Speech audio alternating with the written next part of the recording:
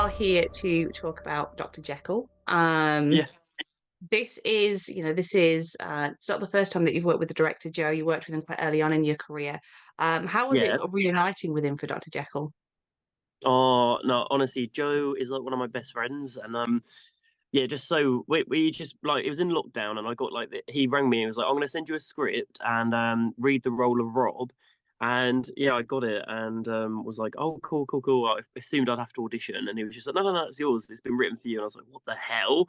But yeah, no, I feel so safe with Joe, and I really mean that. Like on set, it's like it's just that look. If he gives me a look and it's a nod, I just go with it because I know that he's got my back and I just feel so good around him and yeah, confident as an actor. Well, is that, you mentioned that, the part was written for you. Does that give you Yeah. extra, that added pressure to, to perform? Um, I don't know. Yeah, a little bit. Yeah, like in pre-production, I know things got like really hectic for Joe, and I do like to try and like do different stuff for my performances. And I had all these ideas. I was like, I could go down more of this route or that route, and I started like recording myself doing basically audition tapes because I was getting nervous, and I was like, what one do you want? What version? Because you've actually never seen me do it. And he was like, I like that one. So yeah, no, it did a bit, but just around him, I just feel like I can just do anything and make a like embarrass myself to a degree as an actor because I know that if it ain't good, he will say no. But it gives me that freedom to really let go with him. Whereas with some other directors, it's very like, okay, I'm just going to do exactly what's scripted because I don't know, some people are different, don't they? So Yeah, but I think that trust is a big sort of important factor for a director and an actor, so that mm, you do have that safe space where you can, take leaps and know that, yeah, it's not going to irritate the person or it's not going to be made fun of. I exactly, think yeah. it's really important that there is that environment for an actor to be creative to a degree. Yeah, totally, totally. Yeah, no, I'm very lucky with him. Like my first role with him was in a film called Chicken, and I was incredibly lucky that the character was so different to me. He was on the spectrum. He had Williams syndrome, and there's a twist at the end of the movie that kind of adds to because it was just like to enter the industry with a director that cared so much about the character with me, and we just bonded so much. And I would just say yes to any role he would ever give me, as even if it was like a couple of lines, I'd just still do it because I just every time I'm on set with him, I feel like I can really act, I can really go there. Whereas with other people, it's kind of like just do Scott, and it's like, but with Joe, I get to really, really feel fulfilled. So yeah, I feel great on his sets. And Dr. Jekyll is obviously an adaptation of the classic story, but it is quite a departure from what most audiences will be familiar with. What do you think about these? What do you think it is about these new elements? What do they add to the Mm. story? Well, this one's got a lot of mystery because you are guessing the whole time if it is Jekyll or if it is Hyde. So I feel like that's a big element that this adds. And it is a lot of character development in this one. Like some a lot of horrors they're more about like the shock values and all that kind of stuff. Whereas this one's is got a real heart to it, but then you can tell it's like a Hammer horror film from just like the first frame of the movie is just like Hammer horror. And the score is so beautiful, and it's such a wink to the Hammer, the early Hammer films, and I think that's yeah the biggest thing that's a bit different, a bit more unique, I'd say, is like it's so like it's a very like big plot in terms of like what is going on at points, but it's just also so grounded. Like it feels like these are actually happening, and these are real people in this environment, and it's just like they're in a nightmare basically. So yeah. And obviously, you're acting against Suzie Izzard. What's she like as a scene partner? Oh, great. So what I absolutely love, and what I was so happy to realize when I acted with her was she loves improv, and I'm so into improv. Like I love like how something can just come out, and you just have to just be in the moment and just react to it. Because sometimes Susie will say something that's like it's not in the script, but is fantastic. So it makes you really keep on your feet. But that's what I love. Like I really really enjoy actors that just change it up.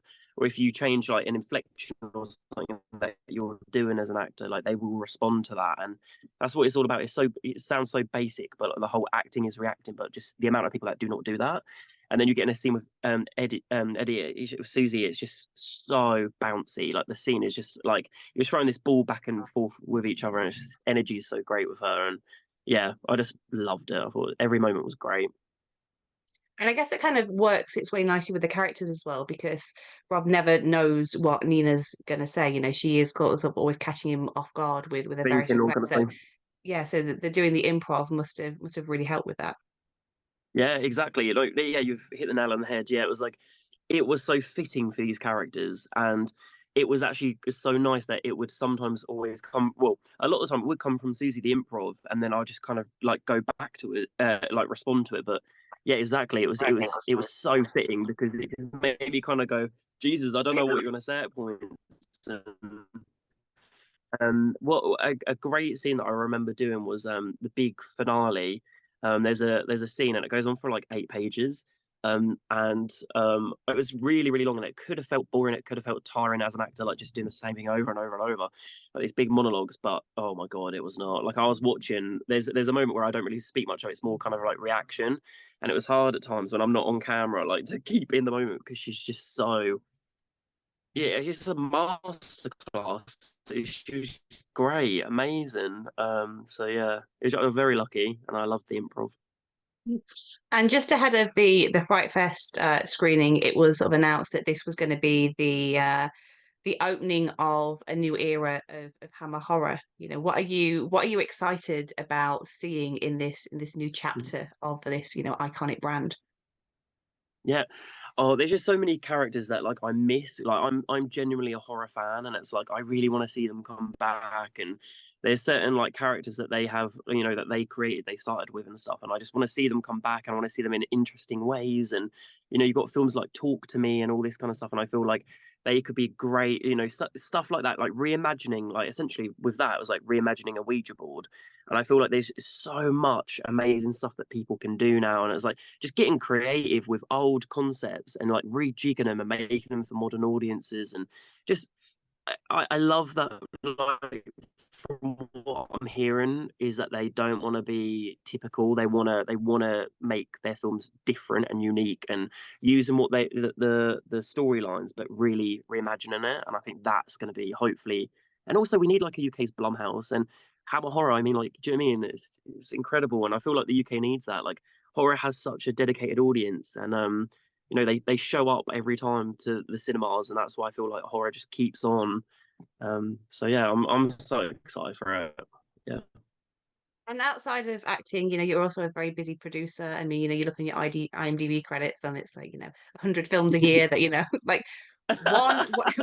One, when do you ever get time? And two, what is it about working on like indie genre films, particularly in the UK, that you really enjoy? Yeah.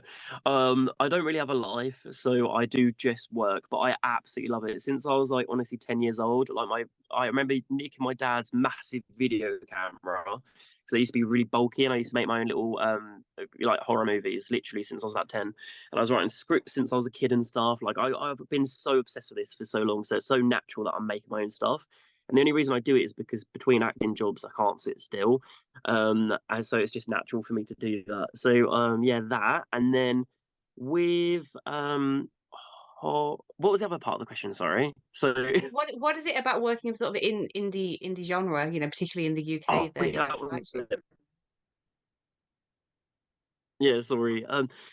Just indie films in general. It's like, do you know what? It's a smaller team, and you feel like you get to know everyone. So that's number one. That's like, it's so great that you literally do talk to every single department. There's no like walls up. It's very like it's such a collaboration, and you all get involved in everything. Like I'm very happy to just make my own characters, props or whatever. Like I don't care. Like I want to be immersed in it while I'm there, and that's one really good thing that you get to do. And then also just like the characters are so much richer, and because they're independent it gives people like myself a chance to like get those characters, whereas if it was on a bigger scale, it'd be the same five boys of my cast and that would probably get it, like, and it's just so hard to get in that little 1%, as it is, whereas like indie film, it gives you that opportunity. And I feel like that's as me as a producer, like I work on very low budget. Like I started on under every single film I was doing, like for my first 50 films were like under £30,000, but they're all about giving people opportunities and like, you know, building showreels and getting a CV and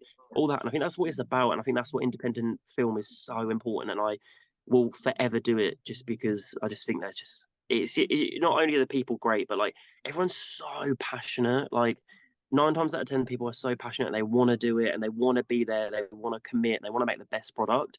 They're not doing it for paychecks because no one's getting paid that much. You know what I mean? Like they want to make something great. So yeah, a lot of reasons. Yeah, and obviously you sort of like the biggest hit is, Winnie the Pooh, Blood and Honey. Did you have any idea that it was going to explode in the way that it did? Because it kind of seemed to come out of, for a lot of people, it came out of nowhere and then was just everywhere. Yeah. So no. So I had like this whole strategy in my head. I wanted to do 100 films by a certain age. I did that, and the reason I wanted to do that was because when I got in a room to meet people, like for proper money, I was like, how do I stand out? What's my unique selling point? I was like, I can't compete with people that have had short films that went to, I don't know, Sundance or something like that. I was like, how do I stand out? I was like, what if I can do 100 films? They've all been distributed worldwide, but they were made on really tiny money. So if you gave me a proper budget, I'd be able to, hopefully spend it wisely. Da, da, da, da. And so I did the 100, and after that, I was like, okay, I need to get myself on the map a little bit, get my company on the map. And I was like, let's make clickbait films. So I made like Humpty Dumpty and Jack and Jill and all these like nursery rhymes. And then one day, Winnie the Pooh was on Twitter and it was like, it's entered this public domain. And I was like, okay, cool, I'll do that. And I'll make him like Jason Voorhees. It was like not that deep. I was like, cool. That was on my year. In that year, I did 47 films. Winnie the Pooh was on the conveyor belt of films, and I did Doctor Jekyll that year and this TV show called Malpractice. It was a mad busy year. And then one night I woke up, went for the toilet, and when I got back in bed, I couldn't sleep, and I was on Twitter, and I saw Winnie the Pooh, and then I was like, oh cool, and I was like again and again and again and again. I was like, oh my god, what the hell? So then I went on Google, and I was like, it's blown up. So kind of like what I was trying to do did happen, but you never think it will happen like that. Like it felt like a bit of a Blair Witch project, like it just went bam. And it was really exciting. It was like, fuck yeah, that's just cool. But then it was like, fuck, people are going to see this. And I was like, shit. Because it was made in 6 days. It was made on £20,000. It was just a really cheap film. And I was like, damn, it's just guys in masks.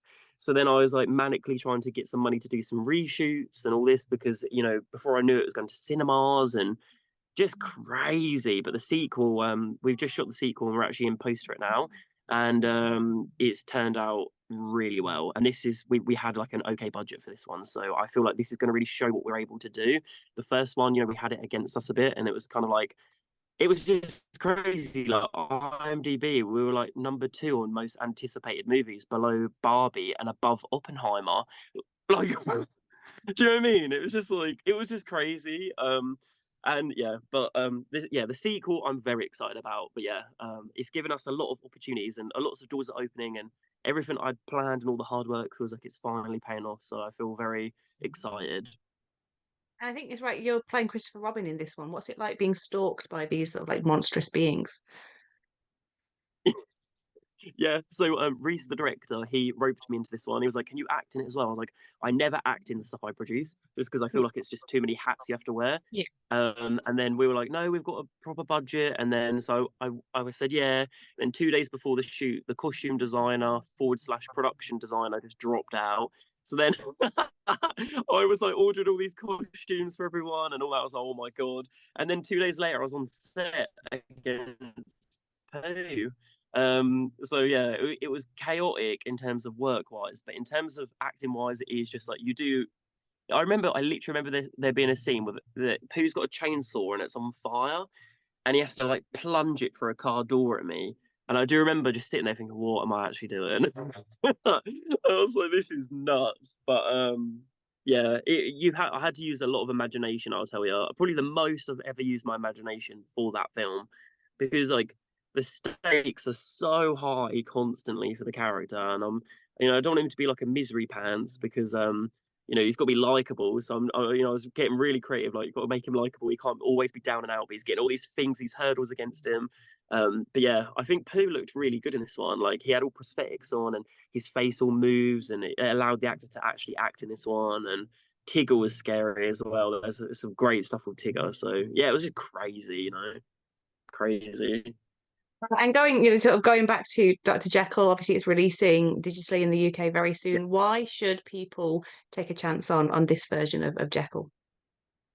Oh, number one, to support Hammer Horror. I just feel like if we have to support film these companies if we want to see more from them, and if we want them to get more investment for more bigger budgets and projects, you have to support. So number one, number two, I feel like it's got mystery to it. It's got twists and turns, and if you love to be guessing and thinking on your feet a lot, this is gonna be one for you. And then three, Susie's just incredible, and the performance is going to be wild. And I think you're going to be in for a really good little journey with what she does. So yeah. Well, best of luck with Dr. Jekyll and with Oh, Pooh too. thank you so much.